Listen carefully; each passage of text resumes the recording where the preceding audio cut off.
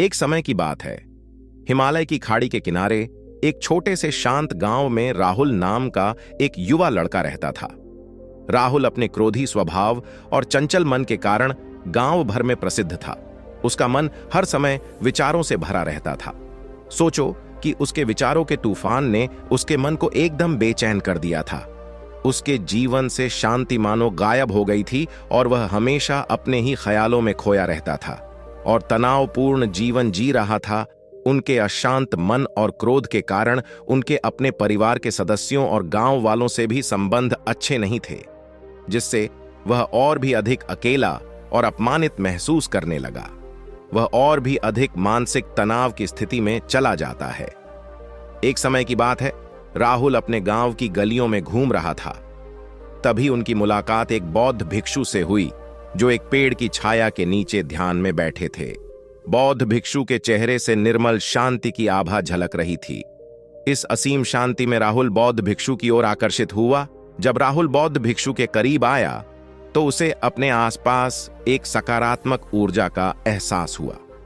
भरत को एहसास हुआ कि इस असीम शांति और सकारात्मक ऊर्जा का स्रोत कहीं न कहीं इस बौद्ध भिक्षु के भीतर ही है। इसलिए वह वहीं बैठकर उसकी आंखें खुलने का इंतजार करने लगा। थोड़ी देर बाद जब बौद्ध भिक्षु की आंख खुली तो उसने एक युवा लड़के को अपने सामने बैठा पाया, जो बहुत तनावग्रस्त और नकारात्मक भावनाओं से भरा हुआ लग रहा था। राहुल ने बौद्ध भिक्षु की ओर उदार भाव से देखा और बहुत विनम्रता से कहा, मालिक, मेरा मन बहुत अशांत है और मेरे मन के विचार मुझे खाए जा रहे हैं। मुझे एक पल के लिए भी शांति महसूस नहीं होती। क्या आप मुझे सिखा सकते हैं कि मैं अपने अशांत मन को कैसे शांत करूं? बौद्ध भिक्षु ने राहुल की पीड़ा को समझते हुए करुण दृष्टि से देखा और कहा, मेरे प्यारे बच्चे, मैं तुम्हें एक कहानी सुनाना चाहता हूं। इस कहानी में मानसिक शांति और खुशी के रहस्य छिपे हैं। क्या आप कहानी सुनना चाहेंगे? राहुल ने हां में सिर हिलाया और पूरी एकाग्रता से कहानी सुनने को तैयार हो गया। उनके अंदर जिज्ञासा चरम पर थी। वो कहानी सुनने को बेताब था। बहुत समय पहले की बात है। एक नगर में शक्ति नाम का एक आदमी रहता था। शक्ति बेहद महत्वाकांक्षी व्यक्ति थे और उन्हें हर काम में लोगों से मदद की जरूरत पड़ती थी। यदि उसे किसी से असफलता और बुराई सुनने को मिलती थी तो वह गहरी चिंता और तनाव में चला जाता था। उनका मानना था कि सफलता और भौतिक शक्तियां वांछित खुशी देंगी, लेकिन वह जितना सफलता और प्रशंसा के पीछे भागता था, उतना ही मानसिक तनाव में डूबता जाता था। लेकिन अचानक शक्ति का सामना उस समय के मशहूर बौद्ध भिक्षु से हो गया, जिसका नाम महाकौशल था। महाकौशल अपने शिष्यों को ध्यान की शिक्षा देते थे और वह स्वयं एक बहुत ही ध्यान मग्न और प्रबुद्ध व्यक्ति थे। महाकौशल की अद्भुत एकाग्रता से प्रभावित शक्ति ने उनसे अपने भटकते मन को शांत करने का उपाय जानना चाहा। शक्ति ने कहा कि महंत, में हमेशा सफलता के पीछे भागता हूं और लगातार अधिक हासिल करने की कोशिश करते हो, फिर भी मुझे कोई क्षणिक संतुष्टि या आत्मसंतुष्टि नहीं मिलती। इस निरंतर बेचैनी के बीच मैं शांति कैसे पा सकता हूं?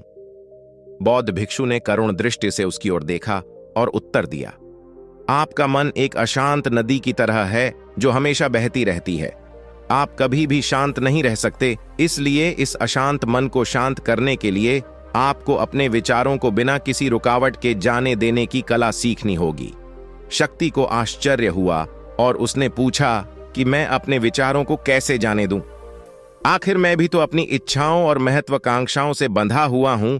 यह सुनकर बौद्ध भिक्षु मुस्कुरा दिए। बौद्ध भिक्षुक कहा, कल्पना करें कि आपके हाथ में पानी का एक गिलास है। अब आप इसे जितनी देर तक पकड़कर रखेंगे, यह उतना ही भारी होता जाएगा, और अगर आप इसे काफी देर तक पकड़े रहेंगे तो आपके हाथ में दर्द होने लगेगा। लेकिन अगर आप उस पकड़ को ढीला कर दें और छोड़ दें तो आपका बोझ खत्म हो जाएगा। राहुल ने पूरी कहानी और उसका संदेश ध्यानपूर्वक सुना। वह समझ गया कि अपने विचारों और इच्छाओं से चिपके रहने से उसका बोझ बढ़ जाता है और अंदर ही अंदर अशांति पैदा कर देता है। अब राहुल को कहानी का अंत सुनने की उत्सुकता से प्रतीक्षा थी। कहकर बौद्ध भिक्षु ने कहानी जारी रखी। एक बौद्ध भिक्षु की बात मानकर शक्ति ने विचारों को त्यागने का अभ्यास शुरू कर दिया। वह बिना किसी पूर्व निर्णय के अपने विचारों और भावनाओं को आते और जाते देखता था। अब उसने विचारों को पकड़ना बंद कर दिया था। विचार उठते थे और अपने आप चले जाते थे। धीरे धीरे उसे यह एहसास होने लगा कि उसकी इच्छा और भावना ही सभी दुखों का कारण है। जैसे जैसे शक्ति ध्यान में गहरे उतरते गए, उन्होंने पाया कि वर्तमान में जीना ही आंतरिक शांति का एकमात्र स्रोत है। वह खुद को वर्तमान में स्थापित करके अपने मन की निरंतर बकवास से छुटकारा पा सकता था। धीरे धीरे शक्ति का मन एक शांत झील की तरह हो गया, जो बाहरी दुनिया को अपने अंदर प्रतिबिंबित करती है। उन्होंने जीवन की सादगी में संतोष को अधिक महत्व दिया और भौतिक संपत्ति के प्रति अपना लगाव छोड़ दिया। जैसे ही शक्ति में ऐसे बदलाव की खबर लोगों के बीच फैली, दूर दूर से लोग मार्गदर्शन लेने आने लगे। लोगों को विचारों को मुक्त करने की कला सिखाना और उन्हें अपने भीतर शांति खोजने के लिए मार्गदर्शन करना, वह लोगों के बीच शांति और ज्ञान का प्रतीक बन गया। शक्ति और साधु की कहानी समाप्त कर महाकौशल बौद्ध भिक्षु कुछ देर के लिए चुप हो गए, ताकि इस कहानी का अर्थ राहुल के मन में अच्छी तरह बैठ जाए। राहुल ने बौद्ध भिक्षु की ओर देखा तो उनकी आंखों में अब एक नई समझ दिखाई दे रही थी। राहुल ने धीरे से कहा कि मुझे इस कहानी में ज्ञान दिखता है, लेकिन मैं इसे अपने जीवन में कैसे लागू करूं? मैं अपने अशांत मन को कैसे शांत कर सकता हूं? राहुल के इस सवाल पर बौद्ध भिक्षु गर्मजोशी से मुस्कुराते हैं और फिर कहा कि अशांत मन को शांत करने का अभ्यास आत्म जागरूकता से शुरू होता है। अपने भीतर उठने वाले विचारों का निरीक्षण करने के लिए प्रतिदिन कुछ समय निकालें। उन भावनाओं पर ध्यान दें जो आपके मन में आती हैं और देखें कि वे कैसे आती हैं और आकाश में गुजरते बादलों की तरह चले जाएं। राहुल ने आंखें बंद कर लीं और बौद्ध भिक्षु के कहे अनुसार अपने विचारों का अवलोकन करने लगे। जैसे ही उसने अपने भीतर उठने वाले विचारों पर ध्यान देना शुरू किया, उसे इसका एहसास हुआ। उसे अपने अंदर चिंता और इच्छाओं की एक निरंतर धारा बहती हुई महसूस हुई। सिर्फ एक एहसास ने ही उसे एक अद्भुत शांति का एहसास कराया। उन्हें यह भी एहसास हुआ कि यह सभी विचारों और भावनाओं से अलग है। बौद्ध भिक्षु ने आगे कहा कि जैसे शक्ति ने खुद को सभी मोहमाया से अलग कर लिया था, वैसे ही अपने मन को अशांतकारी विचारों और भावनाओं से मुक्त करने का अभ्यास विकसित करो। बिना किसी पूर्वाग्रह के विचार को वैसे ही स्वीकार करें जैसे वह आता है, और फिर धीरे धीरे उन्हें जाने दें और अपना ध्यान वर्तमान क्षण पर केंद्रित करें। लेकिन राहुल ने टोकते हुए कहा कि अगर विचार और भावनाएं इतनी मजबूत हैं तो क्या होगा? बौद्ध भिक्षु ने कहा, यह बना रहता है और मन को छोड़ने से इनकार करता है। बौद्ध भिक्षु ने राहुल की बात से सहमति जताते हुए सिर हिलाया और कहा, ऐसे कई मौके आएंगे जब आपके मन में सवालों का बवंडर चल रहा होगा। जब आपका दिमाग आपकी बात ही नहीं सुनेगा, तो ऐसे में आपको अपनी सांसों की ताकत पर विश्वास करना होगा।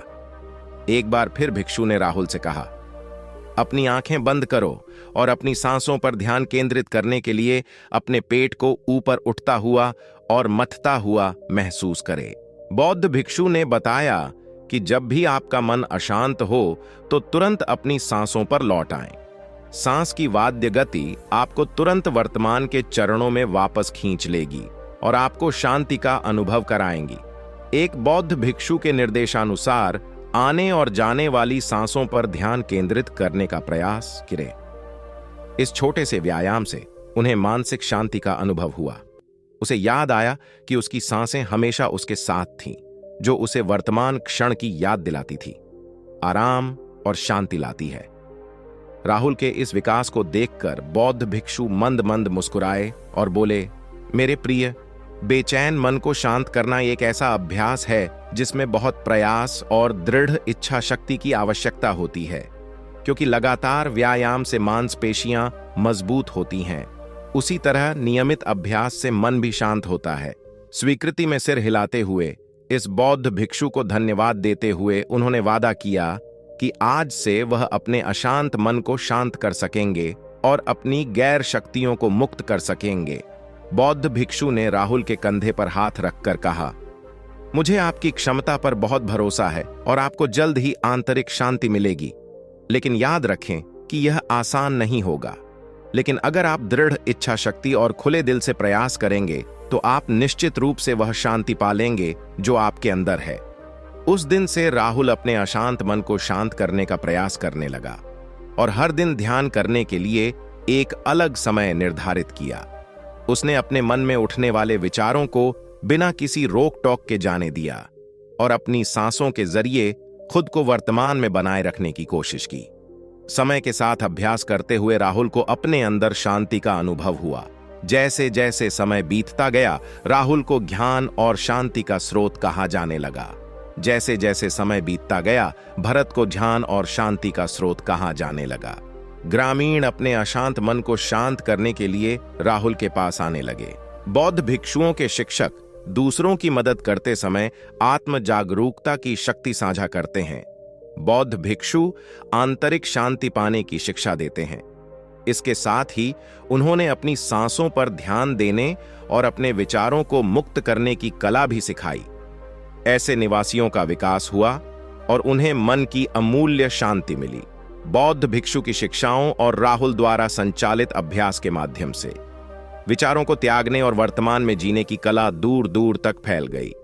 उन्होंने कई लोगों की जिंदगी बदल दी और जैसे जैसे समय बीतता गया, उनकी जिंदगी और भी बदलती गई। राहुल का शांत प्रभाव उसके गांव की सीमाओं से परे तक फैला हुआ था। आसपास के गांवों और शहरों से लोग राहुल के परिवर्तन की कहानी सुनते थे, उनसे सलाह लेने आते हैं। मन के बोझ तले दबे लोगों के लिए राहुल आशा की किरण बन गया। राहुल की शिक्षाएं केवल ध्यान और प्रवचन तक ही सीमित नहीं थीं, बल्कि वह रोजमर्रा के काम जागरूकता के साथ करने पर ज्यादा जोर देते थे। वह लोगों को अपनी भावनाओं के प्रति जागरूक रहने की याद दिलाते थे। इस बात पर ध्यान दें कि आप दिन भर में क्या करते हैं और अपने आसपास होने वाली घटनाओं पर आप कैसे प्रतिक्रिया करते हैं। हर काम पूरी जागरूकता के साथ करें। जब आप खाएं तो प्रत्येक टुकड़े के स्वाद का आनंद लें। जब आप सूरज की रोशनी के सामने खड़े होते हैं तो उसकी गर्मी महसूस करें। लोग क्या कहते हैं उसे ध्यान से सुनें और समझें। छोटे छोटे बदलावों से लोगों के जीवन में चमत्कारिक परिवर्तन आते हैं। राहुल की शिक्षाओं से लोगों ने सीखा कि जीवन का आनंद वर्तमान में जीने में है। दोस्तों, ये कहानी का अंत है। मुझे आशा है कि आपने इस मोटिवेशनल स्टोरी से बहुत कुछ सीखा होगा। आपका कीमती समय देने के लिए बहुत बहुत धन्यवाद।